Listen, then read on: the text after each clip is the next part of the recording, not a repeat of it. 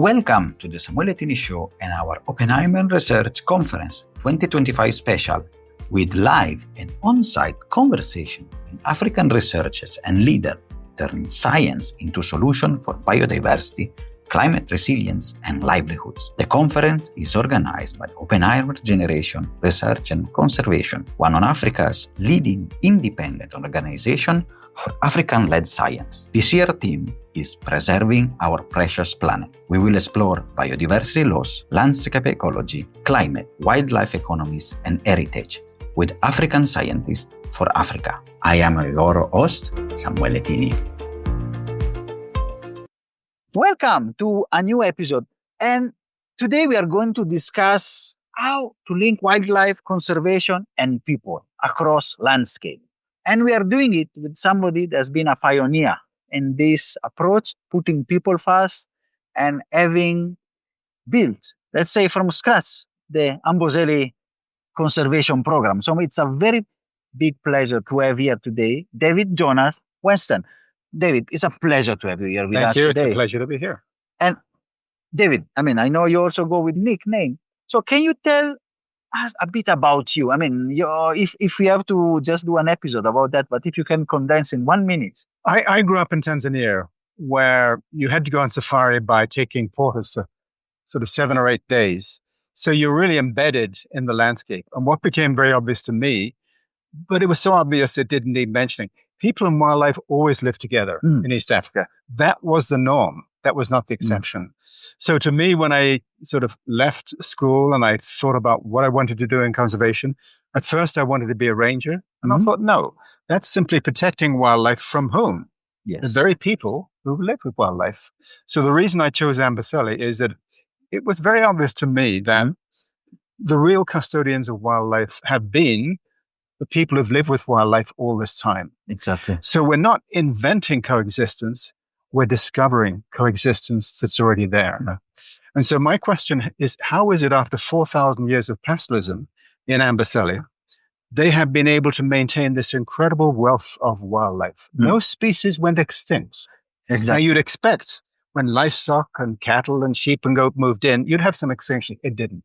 So my question is, what is it about this coexistence that allows them to both be dominant as a pastoral people? There are many more livestock than there are wildlife in East Africa, and yet at the same time coexist. So what became very obvious to me as I studied it, and bear in mind that I was given cattle by the Maasai to see wildlife as they see it through the eyes of a cow. So that was part of what I did. The second was to remove myself remotely and look at where the wildlife moved and where the livestock moved. Now, what became very obvious very quickly is they have exactly the same migrations. So the wildlife and livestock are following wildlife during the migrations, and the young people who are tracking them see the tracks of where those animals are going, and they reinforce the migration. Because if the wildlife gets the best grazing first and eliminates it, Maasai lose out. So they reinforce the migrations to arrive at the same time almost as wildlife. Then they can get as good a grazing. Now, during the dry season, they all retreat back to the same area and the same location. So they end up in the same area. But what became even more extraordinary to me is if all these animals end up in the same place at the same time, there has to be intense competition.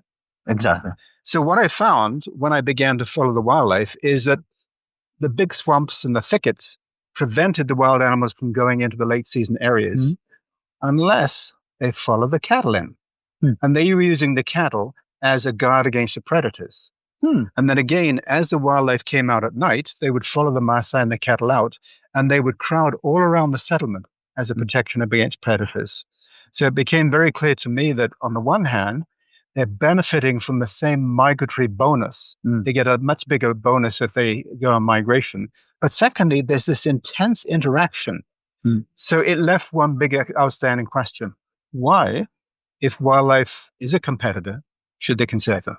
Exactly. And during the big droughts, they told me, during times before the colonial government, wildlife was our second cattle.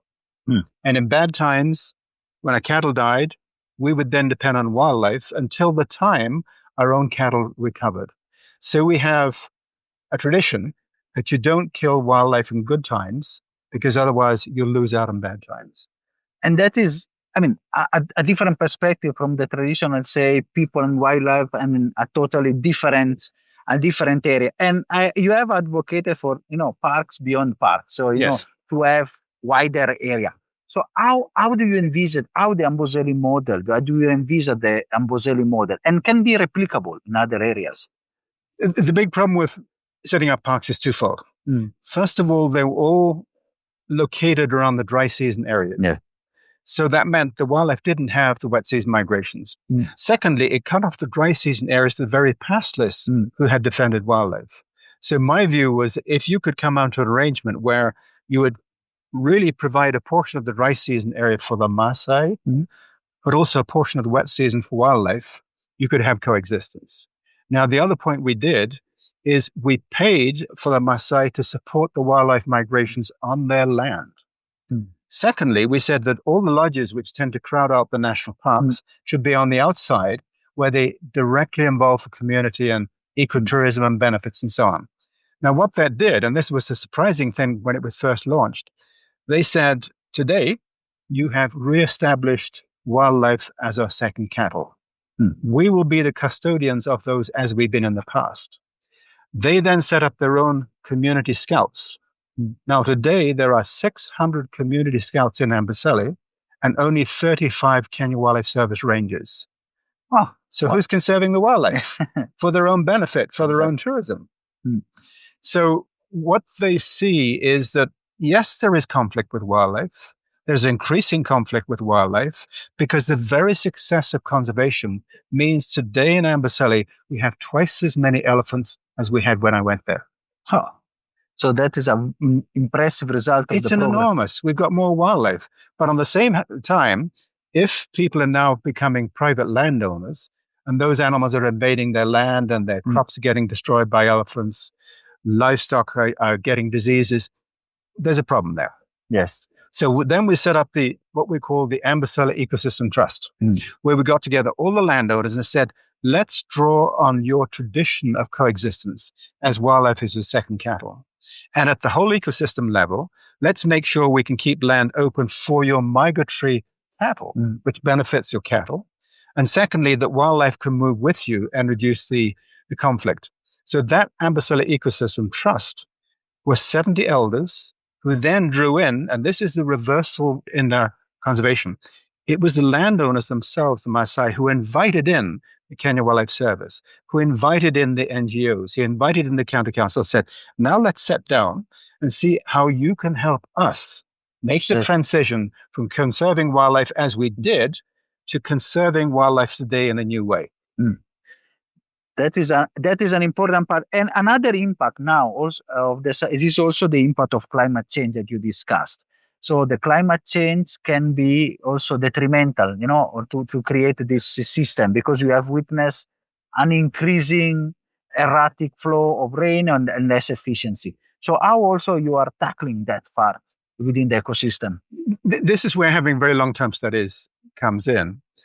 Is there yet climate change, or are there other things which are causing the degradation of the grasslands?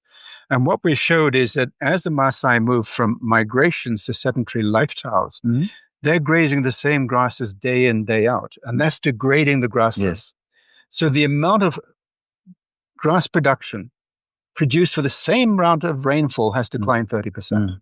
So even before this climate change, we've got degradation on a very large scale. So what the community themselves are now interested in doing is reestablishing the migrations so they don't damage their own grasslands, reestablishing those grasslands. And they know the only way they can do it is through mobility. So you're looking at a huge transition in the pastoral society. They themselves saying, working with those conservation partners, working with governments, how can we come up with a new system which allow us to make the transition from milk-dependent pastoralism, but with the number of livestock we own going down from 10 per person to 3, we can't exist in pastoralism. So can you also help us set up livestock marketing systems, give us early warning systems about drought so we can offload our livestock before the droughts are severe? And through those same early warning systems, which are collected by their own Maasai scouts on the ground, they can tell us what the market prices are when to sell. So what we're particularly interested in before we get climate change is how to reduce these extreme droughts that are coming into being. And the more we can introduce the early warning systems, the more they can take action. So if we insulate and we restore those grasslands, then it makes it much more resilient to climate change.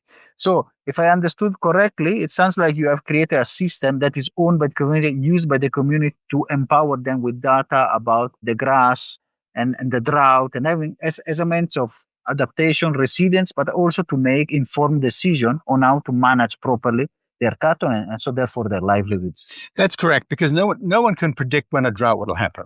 It happens very, very quickly.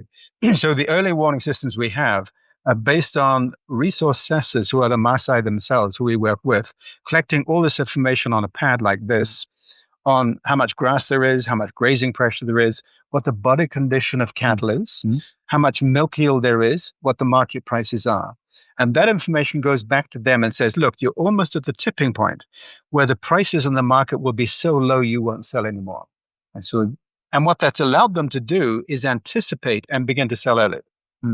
And likewise, in a couple of extreme cases where they hadn't been able to anticipate, we managed to get the entire community together and the NGOs and said, within 1 month, your kids will be out of school because there'll be no food in the school. So all of the NGOs clubbed together and set up a school feeding program, which meant that every single kid stayed in school through that drought. That is an important part. And it's really how, to support in an ecosystem way the community, not just focusing just on conservation per se or wildlife, but to look at holistically the needs of the community. That I think is the way to go for conservation. How do you think this model can be replicated, especially now with the growing population and the increasing privatization of land, the fencing of land, and that disrupt also traditional practice and pastoralist practices? Yeah, I would turn it on its head. That most of the degradation that's going on today in Africa, and it's all across the rangelands, Sahara, through Central Africa down to the south. This degradation means they're losing 30% of their livestock production. If we can begin to restore the mobility into those herds, if we can set into place early warning systems, they will recover that 30% loss they've already had. Now, the more you can manage the rangelands well, the more there's space for wildlife. Then wildlife comes in, not as a primary production, but as their second cattle once again. And I think the other point of it is that you're beginning to look at a new way of financing, which I call biodiversity credits. If you look at the future of livestock production, it's going to rise very, very slowly. If you look at the value of this very rare product around the world, wildlife that we have in Africa, its value is going up and up and up. So 5 years from now, like futures in coffee, wildlife plus livestock together is going to be much more valuable than today. So we're trying to actually what we call biodiversity futures. And think about, you invest now, and the return on your investment is going to be much better than you invest only in livestock. And that is also a way to unlock, finance and getting investments in those areas that, and, becoming an asset rather than a liability that sometimes, as people would say, and that in some community or some discussion they're there. Correct. So, because the conservation model has failed. The big international NGOs, and I won't name some, I've been involved in one for 30 years, are the saviors of wildlife today. In the international press, it's who saves the elephant, it's who saves their life. They have their publicity in the US, they're raising big funds. How many local NGOs are raising those funds? None. Very much. What they do is they say, we will hire you as our agent to do that. So it's created an extreme dependency, donor dependency. Exactly. And what this becoming is a problem.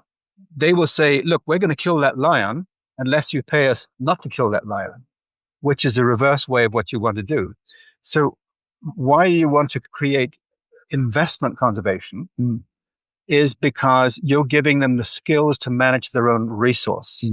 Wildlife, along with livestock, restoring their land, selling their livestock at appropriate times, setting up ecotourism operations, and then saying, and this is where the futures come in, hey guys, look how much wealth of wildlife we've got. How about you investing in this area to help conserve that?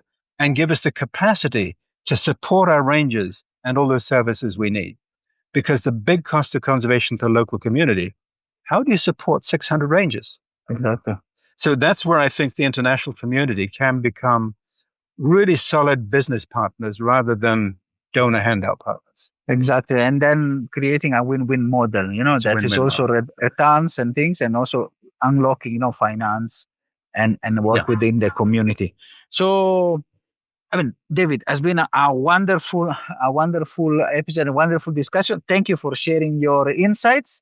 And then we're looking forward also to discuss more with you. Fantastic. Okay. Thank you. Are you satisfied after this wonderful episode? Let's continue together our sustainability journey.